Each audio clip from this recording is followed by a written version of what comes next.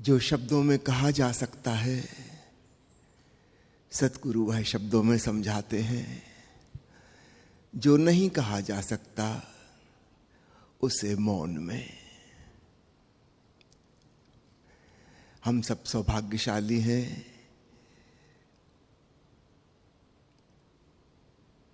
हम ओशो की भाषा भी समझते हैं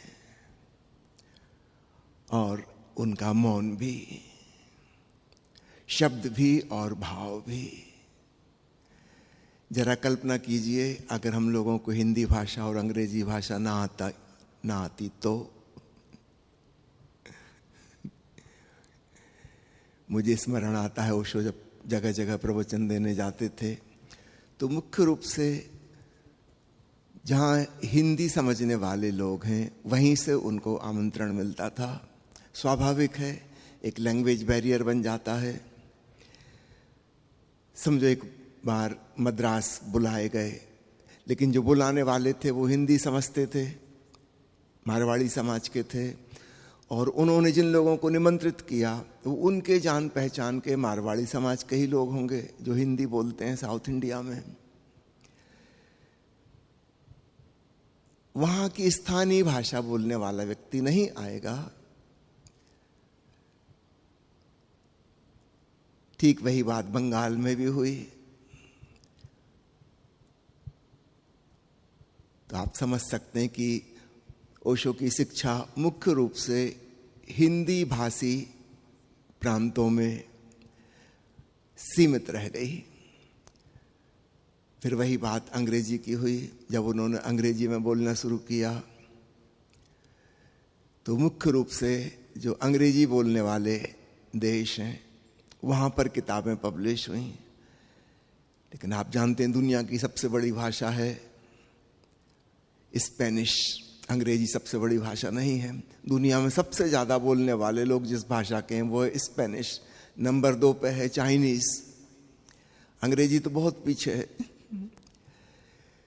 तो एक छोटा दायरा निर्मित हो जाता है भाषा का। फिर अनुवाद होते हैं किताब के।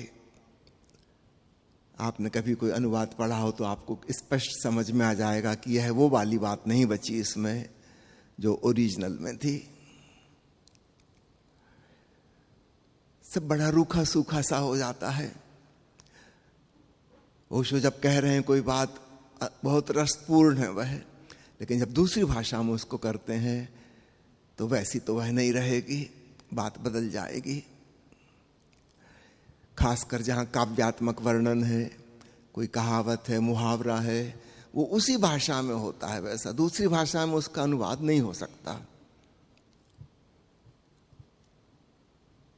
काव्यात्मक प्रतीक वो अतीत की परंपरा से आते हैं, एक खास अर्थ रखते हैं उसी भाषा में, दूसरी भाषा में वो नहीं हो सकता। किसी चुटकुले को आप ट्रांसलेट करो, किसी कविता को ट्रांसलेट करो, उसमें से 50% भी नहीं बचेगा और भी कम बचेगा। आप सोच सकते हैं जो लोगों को हिंदी और अंग्रेजी नहीं आती, ओशो के समय में होते हुए भी ओशो से चूक गए, क्योंकि लैंग्वेज बैरियर हो जाएगा। हो सकता उन तक कभी नाम ही ना पहुंच पाए, पता ही ना चले उन्हें।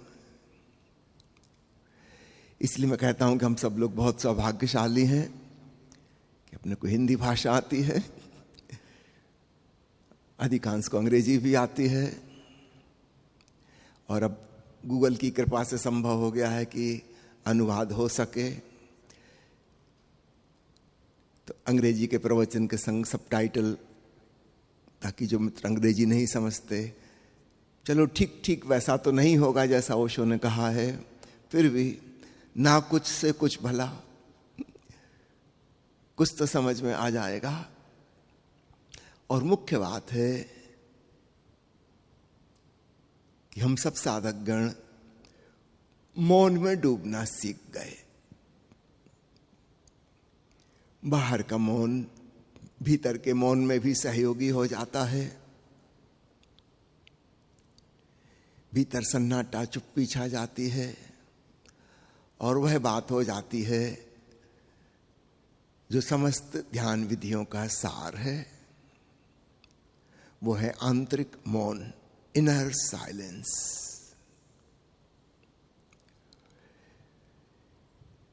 जब विचार भीतर नहीं रह जाते, कोई स्मृति कल्पना तैरती नहीं रह जाती, भीतर का आकाश बदलियों से खाली हो जाता है, तो दो ढंग से इसे देखा जा सकता है। एक ढंग है नकारात्मक, कि निर्विचार हो गए, निर्भाव हो गए, निर्गुण हो गए। दूसरी तरफ से देख सकते हैं पॉजिटिवली, सकारात्मक तरीके से, कि शुद्ध आकाश, प्योर स्पेस, शून्य गगन। एक उदाहरण से समझे, एक कमरे में खूब सारा फर्नीचर भरा है, तो हम कहते उसे जरूर है रूम, लेकिन रूम का मतलब होता है स्पेस। कई लोगों के घर में इतना सामान रहता है कि चलने फिरने की जगह नहीं बचती, स्पेस रहता ही नहीं है। अगर हम सारे फर्नीचर को, अलमारियों को, फ्रिज को, दीवार पे जो जो टंगे थे कैलेंडर, घड़ियां इत्यादि सब कुछ हटा दें, तो एक तरफ से नेगेटिव बात हो गई कि खाली हो गया। लेकिन दूसरी तरफ से देखेंगे तो रूम अब पहली बार रूम हुआ, अब वास्तव में स्पेस हो गया, पहले तो स्पेस था ही नहीं। तो पॉजिटिव दृष्टि से पकड़ें तो हमारे भीतर जब कुछ नहीं बचता, मैं भाव भी नहीं बचता, अस्मिता भी नहीं रह जाती, तो एक ढंग है कहने का कि बिल्कुल शून्य हो गए, कुछ नहीं रहा। और दूसरा ढंग हुआ कि सच पूछो तो अब परिपूर्ण हुए। और दोनों बातें सही हैं। जिसे हम अकेलापन कहते हैं, वो नेगेटिव ढंग है देखने का, उसमें उन चीजों पे ध्यान है जो चीजें अब नहीं हैं।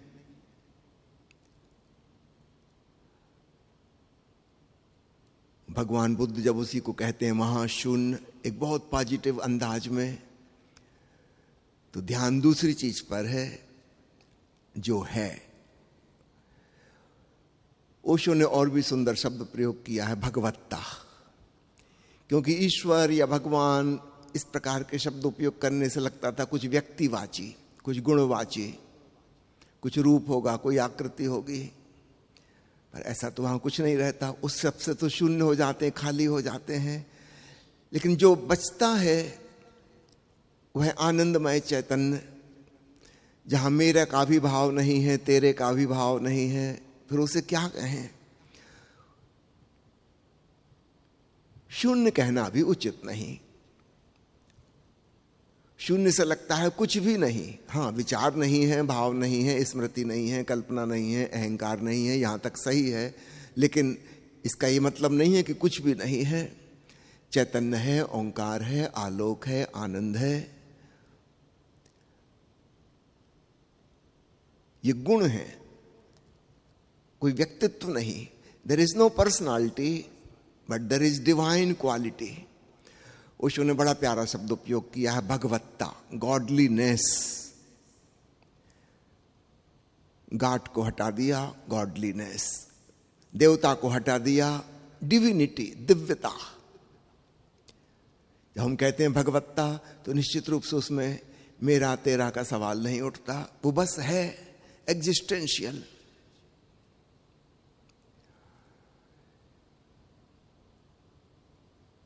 दो प्रकार की साधनाएं हैं दुनिया में। कुछ लोग नेति नेति से शुरू करते हैं। हमारा जो तादात्म्य बन गया है बाहर की चीजों से, शरीर से, मन से, ज्ञान से, प्रोफेशन से, इत्यादि इत्यादि, उससे अपने आप को तोड़ना है। यह मैं नहीं हूं, यह भी मैं नहीं हूं। ये नेगेटिव पक्ष है साधना का। और एक विधायक पक्ष है कि भीतर जो है उससे तादात्म्य जोड़ना है। तो भीतर आनंद है, शांति है, अनहद है, डिवाइन लाइट है, अनुग्रह का भाव है, करुणा का भाव है, सत्य है, चैतन्य है, आनंद है, बहुत कुछ है।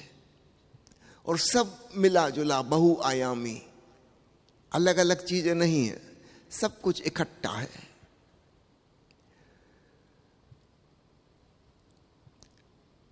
आदि काल में नकारात्मक चीजों पर बहुत ज्यादा जोर दिया गया था कि इसको छोड़ना है, इससे दूर हटना है, इससे तादात्म्य तोड़ना है। इससे एक हमारे मन में नेगेटिव छवि बैठ जाती है आध्यात्मिक साधना की, कि बड़ी कठिन बात है, बहुत कुछ त्यागना है, छोड़ना है, दूर हटना है वहां से। बड़ा मुश्किल लगता है, विशेषकर अहंकार से तादात्म्य तोड़ना। हम तो उसी को स्वयं का होना समझते हैं, उससे भिन्न स्वयं को कैसे जाने, कौन किससे तोड़ेगा, बड़ी कठिन बात लगती है। काश दूसरा पक्ष ज्यादा उजागर किया जाए, आनंदमयी जीवन शैली, यह धर्म का आधार हो। तब दुनिया में बहुत लोग अध्यात्म में आकर्षित हो सकेंगे। नकारात्मक बात कहने से अधिकांश लोग उत्सुक ही नहीं रह जाते, और वो बहुत कठिन लगती है बात कि हो नहीं पाएगी। पॉजिटिव बात में आकर्षण पैदा होता है। यहां तक कि एक नास्तिक आदमी भी चाहता है कि मैं शांत हूं, आनंदित हूं, प्रेमपूर्ण बनूं, मेरा हृदय करुणावान हो, मेरे जीवन में आनंद हो, उत्सव हो सकता है वो ईश्वर को ना मानता, कोई फर्क नहीं पड़ता, ना माने, हो सकता है वो मंदिर ना जाता हो, चर्च ना जाता हो, उससे कुछ फर्क नहीं पड़ता। वो जो भीतर की गुणवत्ता है उसकी तलाश तो उसको भी है।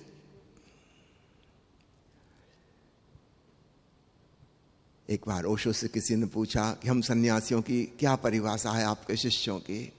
ओशो ने बंगाल के चंडीदास का वचन कहा, उत्सव आमार जाति, आनंद आमार गोत्र। ये हमारी पहचान है सन्यासी की, बहुत पॉजिटिव। पुराने सन्यासी की पहचान त्याग और तपस्या से थी, निगेटिव चीजों से थी। उनके शिष्य बताते थे कि हमारे गुरु ने इतना त्याग किया है, ये किया है, वो किया है, इतनी तपस्या की, इतने उपवास किए, क्या क्या छोड़ दिया, उसकी लंबी लिस्ट। हमारी परिभाषा दूसरी होगी कि हम कितने आनंदपूर्ण, कितने उत्सवपूर्ण, कितने प्रेमपूर्ण हैं, क्या क्या हमने पाया। छोड़ने का सवाल नहीं है, हमारे भीतर खजाना मौजूद था, क्या हमने उसको पाया, क्या हमने उसको जिया, ठीक से पिया। संक्षेप में कहें, पुराना सन्यास था रिनंशिएशन, ओशो का नव सन्यास है सेलिब्रेशन।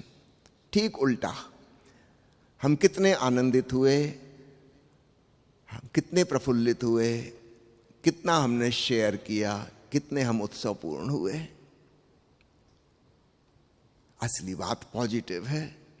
निश्चित रूप से ऐसा ध्यान, ऐसा धर्म सारे जगत में व्याप्त हो सकता है। प्रत्येक व्यक्ति को इसकी तलाश है। वो जो त्यागवादी, तपस्यावादी धर्म था, उसको तो पसंद करने वाले भी किसी प्रकार के रुग्ण मानसिकता के लोग हुआ करते थे। एक साधारण, सहज, स्वस्थ, स्वाभाविक आदमी को तो उसमें उत्सुकता ही पैदा नहीं होगी।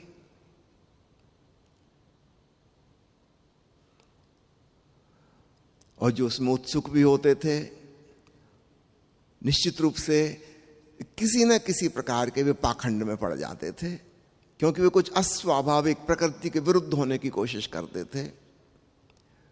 तो भीतर कुछ, बाहर कुछ, खंड खंड हो जाएंगे, बड़ी मुश्किल हो जाएगी। आज मैं एक चुटकुला पढ़ रहा था, एक चर्च के बगल का एक प्लाट बिकाऊ था। एक बियर बार वालों ने खरीद लिया। चर्च वाले बहुत नाराज हुए कि यहाँ सब शराबी लोग आएंगे, नास्तिक लोग आएंगे, हमारे चर्च की पवित्र वाइब्रेशंस खराब हो जाएंगे। खैर वो बियर बार खुल गया और वहाँ शराबी लोगों का अड्डा जमने लगा। चर्च वाले बहुत नाराज, लोग रोज प्रार्थना करें कि किसी प्रकार यह बियर बार ही नष्ट हो जाए। ये बात पूरे गांव में फैल गई कि चर्च का पादरी, चर्च में आने वाले लोग, चर्च की जो कमेटी है,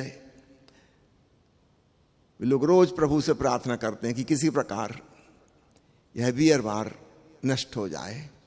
और आखिर एक दिन ऐसा हुआ कि खूब बिजली कड़की, जोर की बारिश आई और बियर बार के ऊपर ही बिजली गिरी और पूरे में आग लग गई और खत्म हो गया। बियर बार के मालिक ने कोर्ट में केस कर दिया कि इन धार्मिक लोगों के प्रार्थना सुनकर भगवान ने हमारा बियर बार नष्ट कर दिया है, तो हमारी क्षतिपूर्ति करनी होगी, जो नुकसान हुआ उसकी भरपाई करनी होगी। ये केस दायर कर दिया। अब बड़े मजे की बात है, एक तरफ शराबी लोगों का ग्रुप था, उस मालिक के साथ कम से कम 400 लोग थे गवाही, जो कह रहे थे कि चर्च वालों की प्रार्थना की वजह से ये नुकसान हुआ। और इस तरफ चर्च के पादरी और इनके आस्तिक समूह था जो साफ इनकार कर रहा था कि हमारी प्रार्थना से ऐसा हो ही नहीं सकता। जज ने आखिर फैसला किया कि बड़ी मुश्किल में हूं मैं। जो आस्तिक लोग हैं वे मानते हैं कि उनकी प्रार्थना का कोई असर नहीं हुआ है, और जो नास्तिक हैं वे मानते हैं कि प्रभु प्रार्थना सुनता है। जो प्रार्थना करने वाले उन्हें भरोसा ही नहीं है, वो कह रहे नहीं हमारी प्रार्थना की वजह से बिजली नहीं गिरी। संयोग की बात है।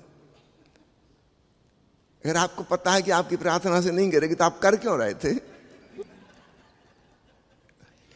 वो जिम्मेवारी लेने तैयार नहीं। और सारे नास्तिक शराबी वे सब मान रहे हैं कि इन्हीं की प्रार्थना से हुआ है। जो चर्च नहीं आते उन्हें प्रार्थना पे भरोसा है, जो चर्च आते उन्हें प्रार्थना पे भरोसा ही नहीं है। जो चर्च आते हैं उन्हें ईश्वर पे भी भरोसा नहीं, उन्हें किसी पे भरोसा नहीं है। ऐसी विचित्र स्थिति खड़ी हो जाती है। काश हम वो पुरानी धारणाओं से मुक्त हो सकें और जीवन को आनंदमय, प्रेममय, उत्सवमय बनाने वाले धर्म को अपने जीवन में साकार करें। निश्चित रूप से सारी दुनिया को इसकी जरूरत है।